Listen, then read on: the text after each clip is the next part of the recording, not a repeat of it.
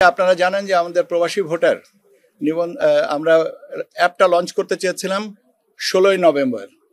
তো 16ই নভেম্বরের পরিবর্তে আমরা এখন এটা করব 18ই নভেম্বর। মূল কারণটা দুটো, একটা হচ্ছে যে 16ই নভেম্বর হয়ে গেছে রোববার।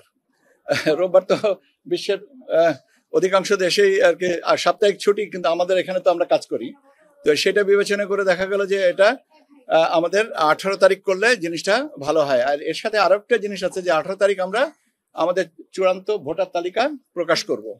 তো সেইটার জন্য এই পরিবর্তনটা, এবং আমরা সময়টা যে লঞ্চিং এর সময়টা কখন সেটা আমরা পরবর্তীতে জানিয়ে দেব। তো যেহেতু আমরা বারবার করে বলেছিলাম যে 16ই নভেম্বরে আমরা আউট অফ কান্ট্রি ভোটিং এবং আইসিপিবির এই অ্যাপটা লঞ্চ করব, that is postal vote BD. তো সেটা লঞ্চিংটা আমরা 16 তারিখের পরিবর্তে 18 তারিখ আমরা করব। প্রাণ সসের মাখামাখি টেস্ট নুডলসকে করে তোলে আরো ইয়ামি আরো জোস। প্রাণ সস, সসের বস। আরেকটা বিষয় আপনারা আমাকে কয়েকজনা জানতে চেয়েছেন যে সামনে অনশনরত আছেন জনাব তারেক সাহেব আম জনতা পার্টির রেজিস্ট্রেশনের জন্য।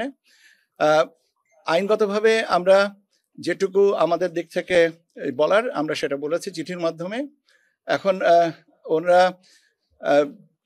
অ্যাপিল করতে পারেন এবং ঘাটতি যেগুলো আছেন সেগুলো পূরণ করে দিতে পারেন। অ্যাপিল বা সংশোধনী বা পরিমার্জন, পরিবর্ধন, সময়বর্ধন এগুলো তো একটা প্রচলিত প্রথা। তো সেটা নিশ্চয়ই ওনারা সবিবেচনায় নেবেন এবং এই অনশন আমি আন্তরিকভাবে আবেদন করব যেন এই অনশন ভঙ্গ করে আমাদেরকে আইনগতভাবে জিনিসটা সুরাহার দিকে নিয়ে যাবেন। আপনাদেরকে ধন্যবাদ। আপিল কোথায় করবে? আপিল করবে কমিশনে বা বিষয়ে যেটা হচ্ছে যে সচিবালয়ে এটা করার কথা, কেননা চিঠিপত্র তো সচিবালয় থেকে যায়, সিনিয়র সচিব বা কমিশনের সচিবের বরাবর আপিলটা করবেন যদি ওনারা করতে চান। কদিনের ভিতরে আপিলের জন্য তো কোনো সময়সীমা আমি বলছি না, আপনি এখনো করতে পারেন, আগামীকালও করতে পারেন। এটা তো আপনার, আপনি করবেন কিনা এটা তো আপনার সিদ্ধান্ত, আইনের বাইরে না। আমি আমার বলছি যে আপনার আইনের বাইরের ব্যাপারটা তো পরবর্তীতে কমিশন দেখবে। অ্যাপিল করতে তো কোনো অসুবিধা নেই, এটা আইনের সাথে আমরা সম্পর্কিত কেন করছি? আইনের সাথে সম্পর্কিত করার কোনো কিছু নেই।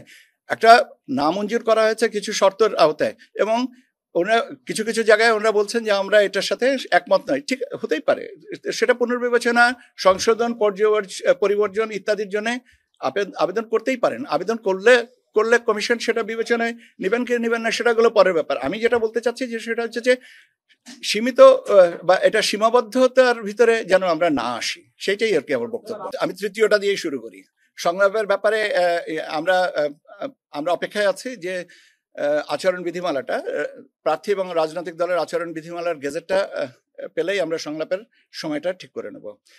কেপিআই, অবশ্যই কেপিআইয়ের প্রতি আমরা সবাই সম্মান এবং শ্রদ্ধাশীল থাকব এটা। আর আরপিওর ধারাবাহিকতায় যদি সংশোধনের বিষয়টা নামঞ্জুর করার পরেও অ্যাপিলের বিষয়টা যদি থেকে থাকে, তাহলে এটা সে ব্যাপারে আইনগত ব্যাপারটা নিশ্চয়ই কমিশন সেভাবে দেখবেন। আমি বলছি আমার কথাটা যেটা হচ্ছে যে কেউ যদি সংক্ষুব্ধ থাকেন কোনো বিষয়ে, তিনি যে কোনো সময় একটা আবেদন করে সেটা পুনর্বিবেচনার জন্য বলতে পারেন বলে আমি মনে করি।